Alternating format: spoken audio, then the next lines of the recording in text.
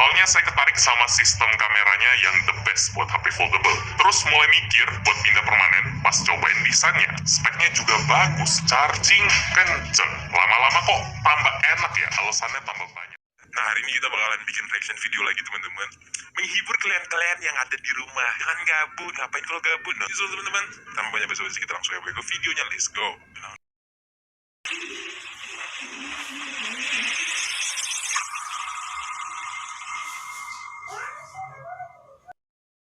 Lagi ya, selalu kepampang di bio Instagram kok. Selalu saya update tiap ganti HP. Walaupun isinya ya HP fold lagi. Udah terlalu nyaman sama sistem HP foldable, layar gede, multitasking juara. Udah saya ceritain semua lah pas review. Saya udah happy dari zaman Z Fold 4, pas Z Fold 5 muncul langsung auto upgrade. Nggak pakai galau, walaupun naiknya nggak drastis ya. Yang penting ada bedanya lah. Soalnya Fold 4 udah bagus dan emangnya ada pilihan lain. Yang main foldable di Indonesia kan cuma Samsung doang. Apapun yang mereka kasih, ya pasrah aja. Sampai saat ini, sejak akhir November 2023, ceritanya beda. Sekarang udah ada Oppo nih, yang join di pasar foldable Indonesia lewat Find Entry. Sekali lagi, istilah persaingan itu bagus buat konsumen. Kebuktinya apa? Saya yang udah nyaman sama Samsung, yang selama ini nganggep kalau mereka udah paling benar karena mereka yang paling pengalaman di dunia fold, sekarang mikirnya malah kebalik. Oppo yang baru masuk Gen 3 buat foldable, kok berasa lebih mateng ya, lebih bagus dari Gen 5 Samsung. Saking bagusnya, buat pertama kali dalam sejarah, saya bakal pakai HP Oppo buat jadi HP daily driver, HP utama. Itu kalimat baru ya, David gadgetin pakai HP Oppo.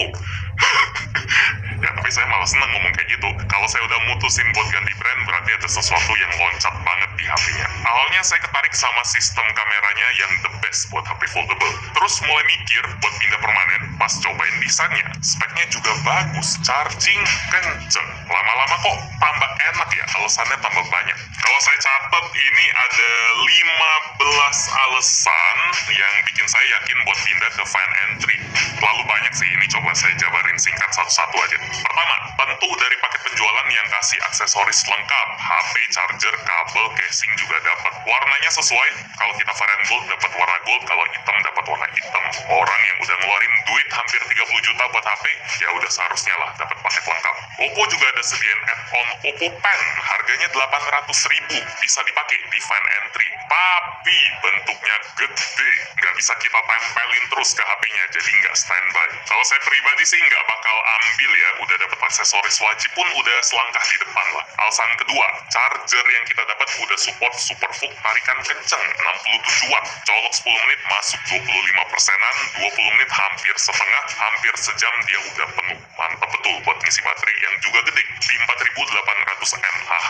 Selama nemenin saya di Jepang kemarin, dia nggak pernah rewel butuh power bank sih, seharian pasti tembus. Ketiga, HP-nya enteng buat kelas foldable. Saya langsung wow sih, pas pertama kali angkat nih HP dari kotaknya, beratnya sekitar 240 gram doang kalau bersih, kalau pakai casing jadi 260 gram. Buat tangan saya yang udah kebiasa angkat beban 300 gram di Fold 5 plus casing S Pen, selisih 40 gram itu jauh bedanya. Apalagi kalau megang HP-nya pakai satu tangan ya, lama-lama pegelnya numpuk. Catatan penting, poin ketiga ini relatif ya, kalau kasus saya jatuhnya turun 10%-an, bikin pergelangan lebih happy. Tapi kalau Anda pindahnya dari HP enteng Candy Bar di bawah 200 gram, Find Entry ini tetap bakal berasa berat, naiknya 20%. Alasan 4, walaupun lebih enteng, tapi build quality Oppo Find Entry ini luar biasa premium sih, sesuai harga lah. Kalau mau lihat behind the scene perakitannya, bisa nonton video narasi aja. Kak Najwa siap ada main ke pabrik Oppo di Tangerang tuh.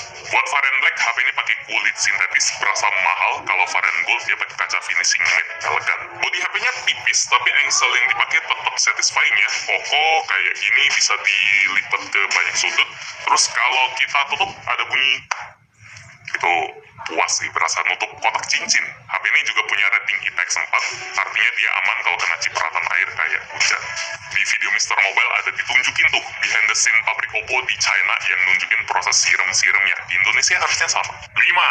I/O di Oppo Find Entry ini banyak. Ada slider buat nyuruh HP-nya masuk ke mode berisik, getar, atau silent. Ada IR blaster biar HP-nya bisa kita jadiin remote TV atau AC.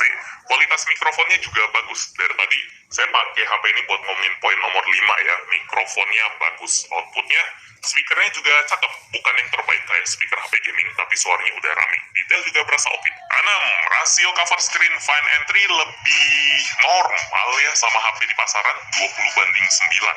Nggak kepanjangan kayak Samsung di 23:9. Tapi ini soal selera. Ada plus minus. Enaknya layar Oppo ini ukuran aplikasi berasa lebih pas. Misalnya waktu kita mau upload foto atau video atau liatin IG story orang, nggak banyak ruang yang kebuang sih. Pas kita lagi ngetik pun, jarak antar hurufnya nggak semepet Samsung. Potensi typo jadi lebih minim. Cuma, enaknya HP ramping kayak Samsung, bodinya lebih masuk di cengkeraman tangan. Cengkeramannya itu lebih makan. 7. Ini masih soal cover screen, tapi targetnya bukan keyboard warrior yang seneng debat di sosmed, yaitu poin ke-6 barusan. Poin 7 ini buat warrior beneran yang demen berantem di dalam game, sama kayak aplikasi biasa. Rasio layar Oppo lebih solid sama developer game, lebih sesuai sama desain game mereka. Buat gamer emosian pun silakan aja tekan layarnya kuat-kuat, kaca depan selalu kuat. 8. Nyambungin soal gaming barusan, Anda udah lihat ya seberapa lancar adegan main Genshin Impact barusan. Kalau masih perlu diulang, nih lancar. 60 fps, dia rata di beberapa menit awal, terus turun rata lagi di 50 fps, terus naik lagi ke 60, turun lagi ke 50. Dia memang agak naik turun tapi stabil sampai rata-rata frame rate-nya bisa di 55. Silakan lihat aja, ini grafiknya di setting highest tentunya. Ini mainnya di cover screen ya, kalau kita mainnya di layar dalam alias layar utama yang layarnya fleksibel bisa dilipat-lipat, performanya agak diturunin biar enggak terlalu panas kali ya, karena layar yang bisa dilipat emang sifatnya harga mentok, spek juga harus mentok lah. Chipset Snapdragon 8 Gen 2, RAM banjir 16GB, memori kencang UFS 4.0, dan kapasitas juga di 512GB yang nggak bisa ditambah pakai memori eksternal lagi. 9. Oppo Find N3 punya layar utama yang lebih tajam, 426 ppi versus 373 ppi.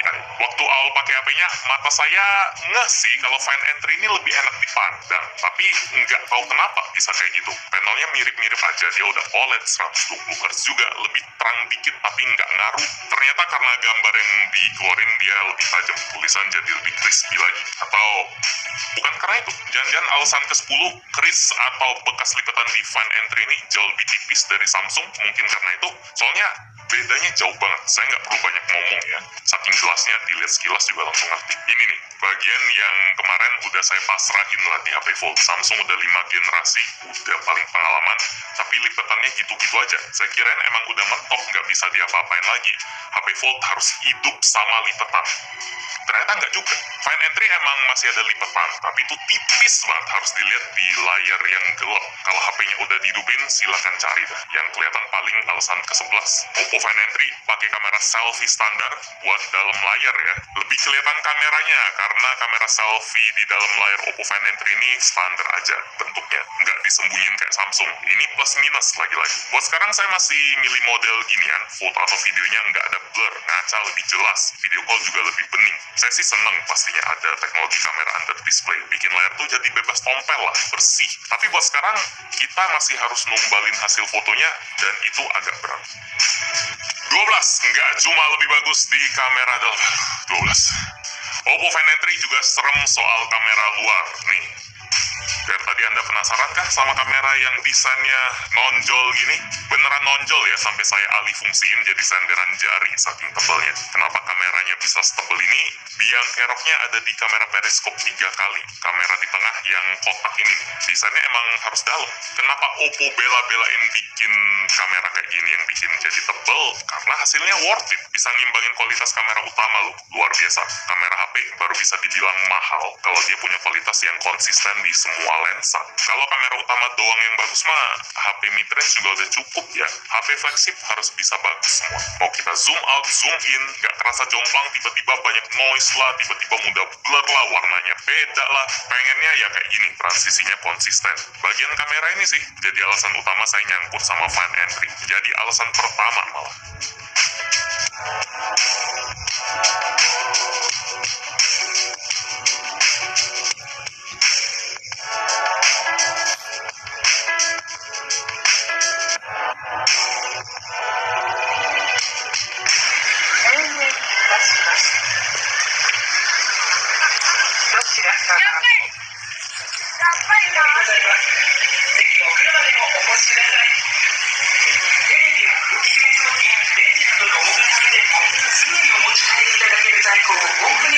しております。当店は圧倒的に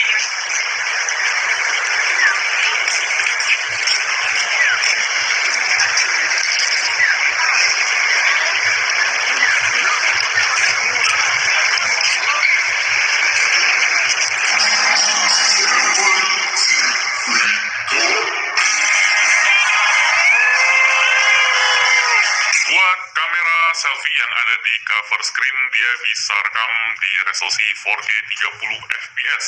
Kalau misalnya pengen yang terbaik, tentu aja sebagai HP Fold bisa rekam pakai kamera utama ya. Cuma sampelnya udah Anda lihat tadi.